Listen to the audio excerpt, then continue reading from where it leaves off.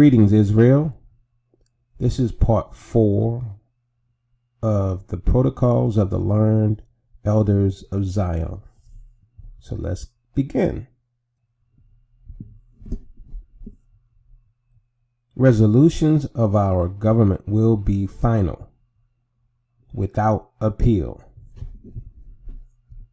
In the Goy societies, in which we have planted and deeply rooted discord and Protestantism, the only possible way of restoring order is to employ merciless measures that prove the direct force of authority.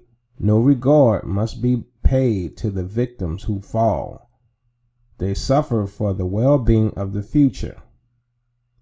The attainment of that well-being, even at the expense of sacrifices, is the duty of any kind of government that acknowledges as justification for its existence not only its privileges but its obligations.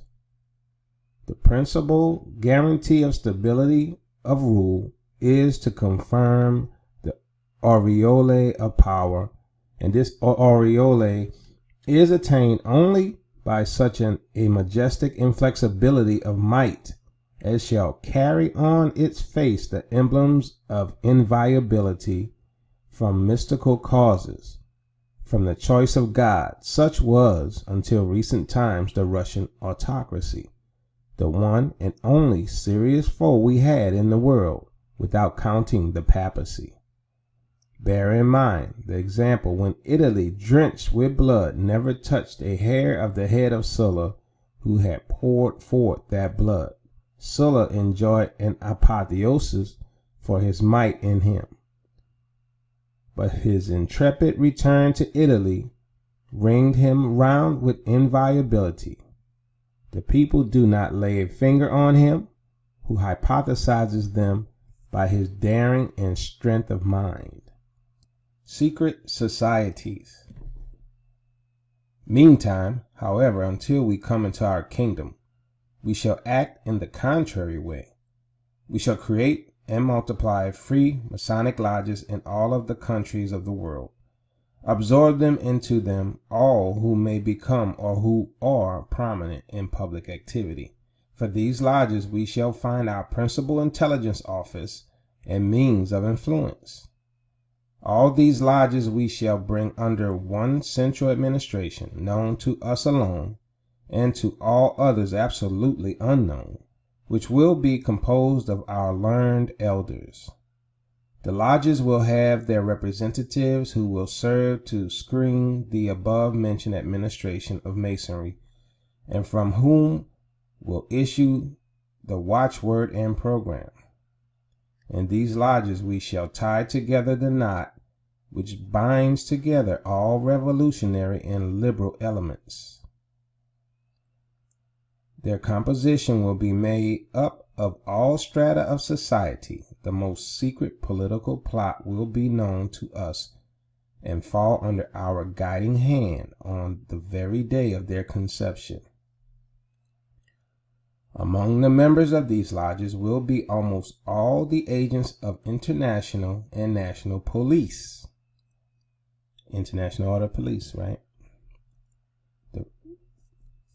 Since their service is for us irreplaceable in the respect that the police is in a position not only to use its own particular measures with the insubordinate, but also to screen out activities and provide pretexts for discontents, etc.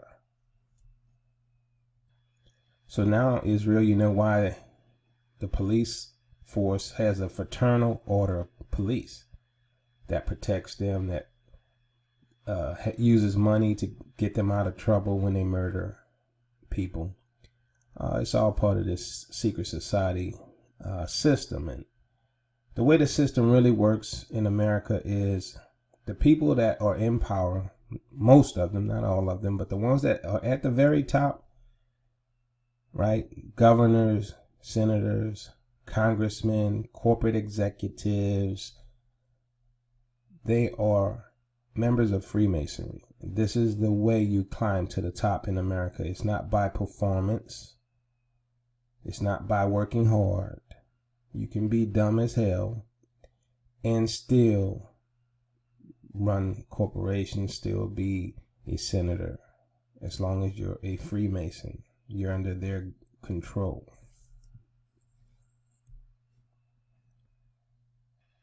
The class of people who most willingly enter into secret societies are those who live by their wits. Careerists, and in general, people mostly light-minded, with whom we shall have no difficulty in dealing and in using to wind up the mechanism of machine devised by us. If this world grows agitated, the meaning of that will be that we have had to stir up in order to break up its too great solidarity. But if there should arise in its midst a plot, then at the head of that plot will be no other than one of our most trusted servants. This is so true. It is natural that we and no others should lead Masonic activities, for we know whither we are leading. We know the final goal of every form of activity, whereas the Goyim have knowledge of nothing, not even of immediate effect of action. They put before themselves usually the monetary reckoning of the satisfaction of their self-opinion and the accomplishment of their thought, without even remarking that the very conception never belonged to their initiative, but to our instigation of their thought. Gentiles are stupid. The Goyim enter the lodges out of curiosity, or in the hope by their means to get a nibble at the public pie, and some of them in order to obtain a hearing before the public for their impracticable and groundless fantasies. So doesn't this sound like the world you live in, Israel? This is everything we experience on a day-to-day basis. This is how the system works worldwide. It's an artificial system constructed by these people, by Esau. And that's why Esau is always at war with God. And that's why God always hates Esau. And in the future, God's going to tear it all down. Gentiles go into captivity for probably minimum 400 years, probably 800 years, right? Because they get double. It's going to take them that long to rebuild. And when they rebuild, that's when Gog and Magog get strong enough to finally come against Israel that's sitting in the land of unwalled villages. They thirst for the emotion of success and applause, of which we are remarkably generous. And the reason why we give them this success is to make use of the nigh conceit of themselves to which it gives birth. For that insensibly disposes them to assimilate our suggestions without being on their guard against them, in the fullness of their confidence that it is their own infallibility which is giving utterance to their own thoughts, and that it is impossible for them to borrow those of others. You cannot imagine to what extent the wisest of the Goyim can be brought to a state of unconscious naivete in the presence of this condition of high conceit of themselves, and at the same time how easy it is to take the heart out of them by the slightest ill success, though it is nothing more than the stoppage of the applause they had, and to reduce them to a slavish submission for the sake of winning a renewal of success. By so much as our disregard success, if only they can carry through their plans, by so much the Goyim are willing to sacrifice any plans only to have success. This psychology of theirs materially facilitates for us the task of setting them in the required direction. These tigers in appearance have the souls of sheep and the wind blows freely through their heads. We have set them on the hobby horse of an idea about the absorption of individuality by the symbolic unit of collectivism. They have never yet, and they never will, have the sense to reflect that this hobby horse is a manifest violation of the most important law of nature, which has established from the very creation of the world one unit unlike another, and precisely for the purpose of instituting individuality. So individuality, Israel, is what they push today, and this is the reason for most of the wars. It's not for oil, it's not for land. They control the money, they control the world system. So they create war to create immigrants. And so once you immigrate to another country, you abandon your tribal ways, right? Because the tribe protects the people from enemies, and the tribal mindset protects the people's moral values. So in order to take over the world, you have to replace tribalism, or the tribe mindset, or the mind of the community, to individualism. And so that's what they promote, and they create immigrants when they create wars and force people out of their land, right? They create individualism and destroy tribalism, because it is the tribe that is the danger. It is the mindset of being a collective people that is the danger. So it's the most important thing for them to do is break down the collectivism, or the unity, or the solidarity that's in tribalism, right? And so this is why you keep seeing wars, because they already control the world. They control the monetary system, right? They have everybody marching to the beat of their drum for the most part, right? But what they haven't totally disassembled is the community. So what are they going to do about Israel, since the Most High is reuniting us as a tribe? They're going to bring war, just like they do to other tribal groups. They bring division, they bring war, they bring fear, and create immigrants. So be concerned about that going forward as we exit Babylon.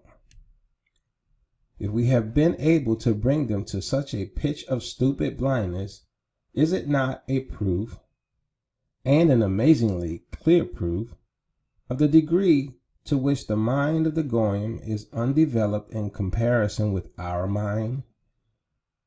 This it is, mainly, which guarantees our success. Gentiles are cattle. And how far-seeing were our learned elders in ancient times when they said that to attain a serious end, it behooves not to stop at any means, or to count the victims sacrificed for the sake of that end. So the means justifies the end, no matter how many you kill. We have not counted the victims of the seed of the Goy cattle, though we have sacrificed many of our own, but for that we have now already given them such a position on the earth as they could not even have dreamed of. The comparatively small numbers of the victims from the number of ours have preserved our nationality from destruction. Death is the inevitable end for all. It is better to bring that end nearer to those who hinder our affairs than to ourselves, to the founders of this affair. We execute Masons in such wise that none, save the Brotherhood, can ever have a suspicion of it, not even the victims themselves of our death sentence. They all die when required, as if a normal kind of illness. Knowing this, even the Brotherhood in its turn dare not protest.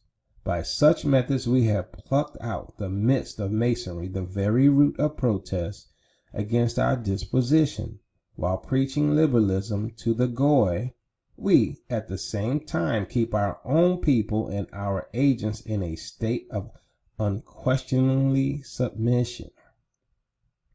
So they make people disappear who oppose them even when it's their own. You see how some of these people who oppose the enemy, they end up with cancer that's at a high growth rate that takes them out over months, and it came out of nowhere. Right? This is how they do. And when they want to make a statement to the world or to those who might consider opposing them, they do a public execution like they did John F. Kennedy.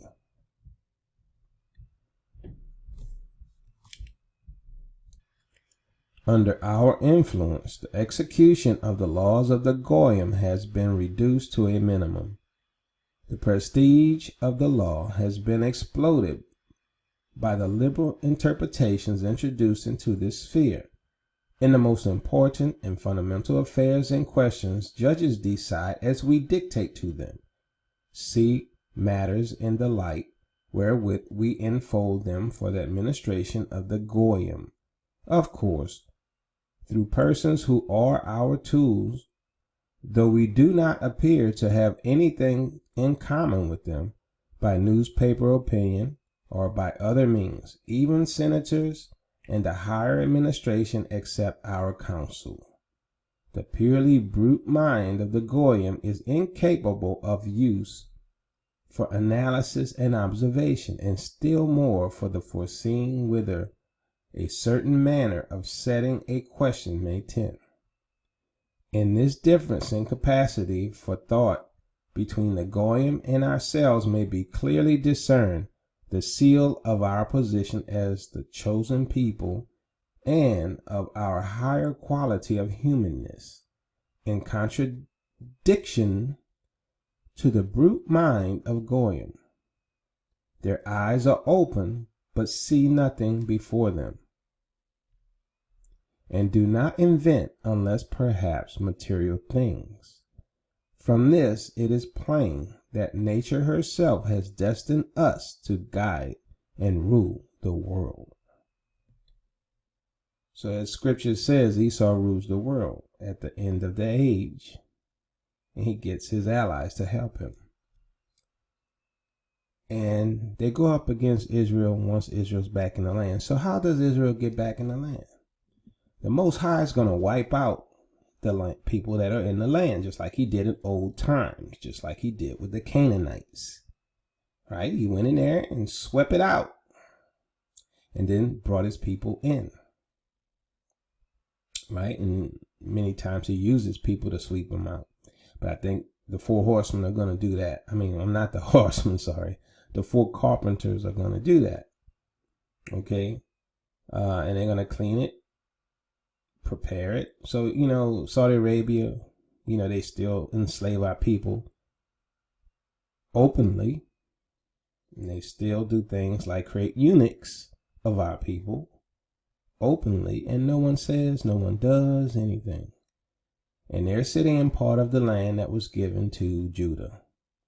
And God, the Most High, Father Yah, is going to come in and sweep it clean. So that's how Israel gets back into their land. World War III is going to sweep the Middle East clean. So be prepared. I mean, you can feel it in the air, Israel. The evil is thick. The devilishness is thick in the air, and the Most High is going to make things right. He's going to put things back in order for some time until Armageddon. Right? And Armageddon probably won't happen for minimum 400 years, maybe 800 years, and that's how we see it. Right? Israel goes back to the land. They sit at peace in unwalled villages. Esau rebuilds, as he always said. The Lord said, I'm going to tear it down. And Esau said, you might tear it down, but we're going to rebuild, right? The Lord said, if you rebuild, I'm going to tear it down again, but they will rebuild. So I think World War III tears it down, prepares the land for the return of the chosen sons of the Most High. Israel returns to their land, lives there with their former slave owners becoming their slaves. Right? And then the Magog Ezekiel 38 war happens later, hundreds of years later, according to how we see it at this time. And they invade the land of unwalled villages, and the war gets really serious. Israel puts up a serious fight. It looks like they're losing, and then Jesus comes and rescues them, as in Revelation, the book of Revelation. Okay. We demand submission. When comes the time of our overt rule, the time to manifest His blessing, we shall remake all legislatures. All our laws will be brief, plain, stable, without any kind of interpretations, so that anyone will be in a position to know them perfectly. Why is that not the case today? They can interpret laws however they want to, but going in the future, it's going to be solid. So if one person commits a crime and a black person commits the same crime, in the future, they're saying the law will apply perfectly. So if the law says selling weed is 5 years in prison for a white man, for selling weed in prison, it's going to be 5 years for white or black. Today, that's not the case. But in their kingdom, this will be the case. The main feature which will run right through them is submission to orders, and this principle will be carried to a grandiose height. Every abuse will then disappear in consequence of the responsibility of all down to the lowest unit before the higher authority of the representative of power. Abuses of power subordinate to this last instance will be so mercilessly punished that none will be found anxious to try experiments with their own powers. We shall follow up jealously every action of the administration on which depends the smooth running of the machinery of the state. For slackness in this produces slackness everywhere. Not a single case of the illegality or abuse of power will be left without exemplary punishment. Concealment of guilt, connivance between those in the service of the administration, all this kind of evil will disappear after the very first examples of severe punishment. The aureole of our power demands suitable, that is cruel, punishments for the slightest infringement for the sake of gain of its supreme prestige.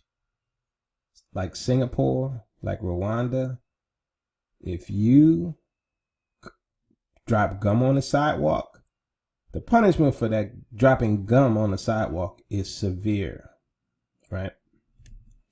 So how do you make sure you have the most perfectly clean streets where there's not even gum or paper and everyone is forced to pick it up? The punishment for doing so is extremely unreasonable. Thereby everybody complies. That's what he's saying. The sufferer, though his punishment may exceed his fault, will count as a soldier falling on the administrative field of battle in the interest of authority, principle, and law, which do not permit that any of those who hold the reins of the public coach should turn aside from the public highway to their own private paths. For examples, our judges will know that whenever they feel disposed to plume themselves on foolish clemency, they are violating the law of justice, which is instituted for the exemplary edification of men by penalties for lapses and not for display of the spiritual qualities of the judges.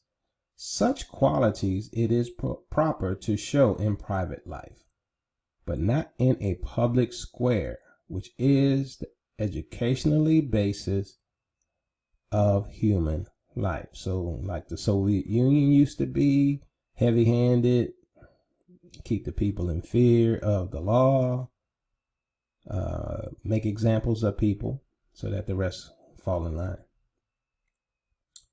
which is how Singapore and Rwanda is as well. Our legal staff will serve not beyond the age of 55. Firstly, because old men more obstinately hold to prejudiced opinions and are less capable of submitting to new directions. And secondly, because this will give us the possibility by this measure of securing elasticity in the changing of staff, which will thus the more easily bend under our pressure. He who wishes to keep his place will have to give blind obedience to deserve it. Good thing the Most High exists, right? Because this evil is overwhelming, and this is a matrix, and the world is in trouble right now since these people are really coming to their power in full force. In general, our judges will be elected by us only from among those who thoroughly understand that the part they have to play is to punish and apply laws, and not to dream about the manifestations of liberalism at the expense of the educational scheme of the state, as the Goyim in these days imagine it to be. So the Goy, they think the legal system is fair and that it is merciful. They're saying it's not going to be merciful, and there will be no wiggle way out, no interpretation left up to the judge. It's going to be whatever the law is, the hammer drops. So when the police fabricate a crime and frame you for it, the law that's on the books for that crime, you're going to get the full weight of the measure of that law against you. That's their plan. This method of shuffling the staff will serve also to explode any collective solidarity of those in the same service, and will bind all to the interest of the government upon which their fate will depend. The young generation of judges will be trained in certain views regarding the inadmissibility of any abuses that might disturb the established order of our subjects among themselves. So understand this system they're talking about. We live in it today. It's just not to its completion and fullness. We see all these things happening today. But this is an artificial system, by the way. This system is not meant to exist, and it takes a lot to keep it going. And so the Most High will tear it down. But this is not the way you're supposed to live. You're not supposed to be hustling for a job to work for them. Because these so-called people, the Luciferian order, Esau, these people are not meant to rule you in this way. You are supposed to enjoy God's creation. You're supposed to have access to God's land, and you're not supposed to pay for it. But today you have to pay for anything that's good. You have to pay to see God's creation. You have to pay to go and see, a preservation reserve, right? Like Yosemite National Park. You have to pay. This is God's creation that he gave for you, and you have to pay. You have to pay to operate in this system. You have to pay to travel from one end to the other. It's not meant to be this way. This system is artificial. It is not the system you were meant to live in under the guiding of the Most High. Free travel should be your right, like 200 years ago, or maybe 300 years ago, and prior. It's artificial, set up by these people. And this document is basically a summary of what they're doing, right? It's an overview of how this system works. And that the so-called Goy, the average man of all races, is never supposed to understand that he is stuck in a matrix and is trapped. Our legal staff will serve not beyond the age of 55, firstly because old men, okay, I read that, sorry. Let's go to 15. Oops. Okay. In these days, the judges of the Goyim create indulgences to every kind of crimes, not having a just understanding of their office, because the rulers of the present age, in appointing judges to office, take no care to inculcate in them a sense of duty and consciousness of the matter which is demanded of them. As a brute beast lets out its young in search of prey, so do the Goyim give to them for what purpose such place was created. This is the reason why their governments are being ruined by their own forces through the acts of their own administration. Let us borrow from the example of the results of these actions yet another lesson for our government. We shall root out liberalism from all the important strategic posts of our government on which depends the training of subordinates for our state structure. Such posts will fall exclusively to who have been trained by us for administrative rule. To the possible objection that the retirement of old servants will cost the treasury heavily, I reply, firstly, they will be provided with some private service in place of what they lose, and secondly, I have to remark that all the money in the world will be concentrated in our hands. Consequently, it is not our government that has to fear expense. We shall be cruel. Our absolutism will, in all things, be logically consecutive, and therefore, in each one of its decrees, our supreme will be respected and unquestionably fulfilled. It will ignore all murmurs, all discontents of every kind, and will destroy to the root every kind of manifestation of them and act by punishment of an exemplary character. We shall abolish the right of cessation, which will be transferred exclusively to our disposal, to the cognizance of him who rules, for we must not allow the conception among the people of a thought that there could be such a thing as a decision that is not right of judges set up by us. If, however, anything like this should occur, we shall ourselves cassate the decision, but inflict therewith such exemplary punishment on the judge for lack of understanding of his duty and the purpose of his appointment as will prevent a repetition of such cases. So they'll make an example of him so others won't repeat what he did.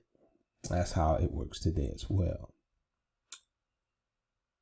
I repeat that it must be borne in mind that we shall know every step of our administration, which only needs to be closely watched for the people to be content with us. For it has the right to demand from a good government a good official.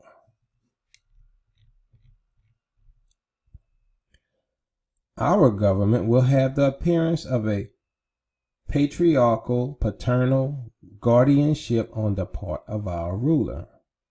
So our ruler is going to look like he's a good leader and a parent, but he's going to be a dictator.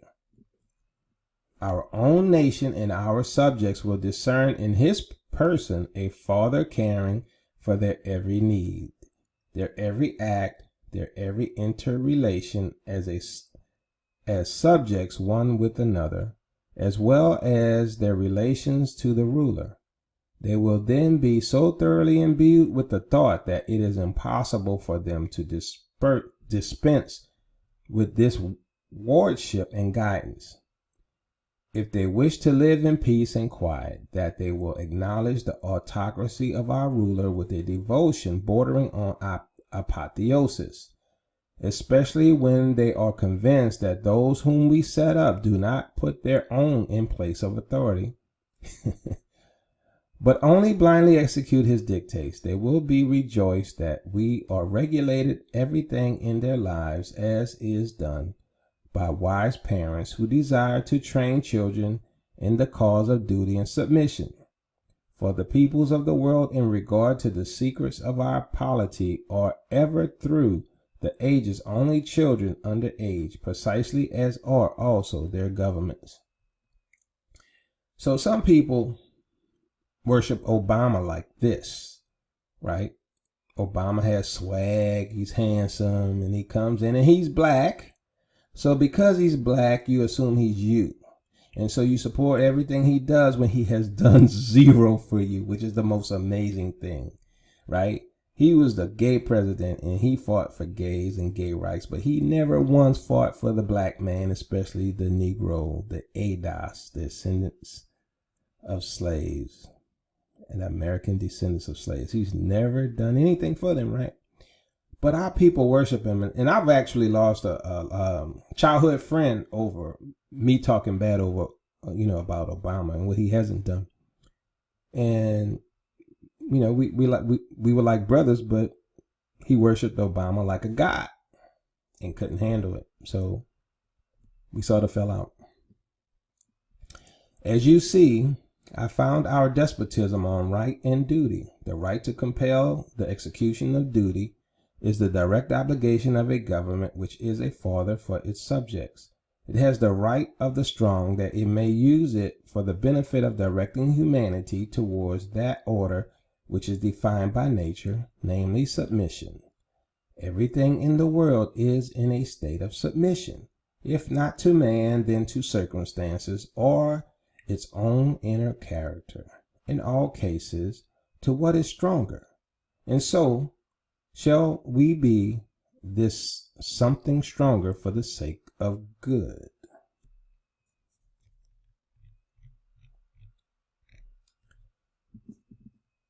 We are obligated without hesitation to sacrifice individuals who commit a breach of established order. For in the exemplary punishment of evil lies a great educational problem. When the king of Israel sets upon his sacred head the crown offered him by Europe, he will become patriarch of the world. The indispensable victims offered by him in consequence of their suitability will never reach the number of victims offered in the course of centuries by the mania of magnificence, the emulation between the Goy governments. Our king will be in constant communion with the people, making to them from the tribune speeches which fame will in that same hour distribute over all the world. So he's going to have the level of fame that Obama had with many black people, where he could do no wrong, where he seems like he's a good guy who cares for you, while he destroys and bombs nations and you don't say anything, right? We see this system in place, and the Most High is going to bring it down. Thank the Lord. Esau has allowed European Christianity to teach the end of the age and the return of Christ, so that you will not oppose their coming kingdom, that they want to put their Antichrist king on the throne. So their intention is to put their Antichrist king on the throne and make you submit to this new system where you have no say. But you're not going to want out of the system, because just like today, you have an artificial system where you can go get food quickly. You can have some air condition and some light. But what you trade is your freedom. You trade your liberties for this new system. And so you're really a slave, Neo, in a system that they make billions and pay no taxes. You pay taxes, and if you lose your job, you can't enjoy this system. So that's a method of control. While they never work at all, ever. They travel from one resort to the next resort and they travel to a custom resort that's just for them that you don't know exist. And they have many secrets and many places in this world where you don't even know exist that they reside and meet. And you go working day to day just to get a retirement, just to die, and hopefully pass something on to your kids.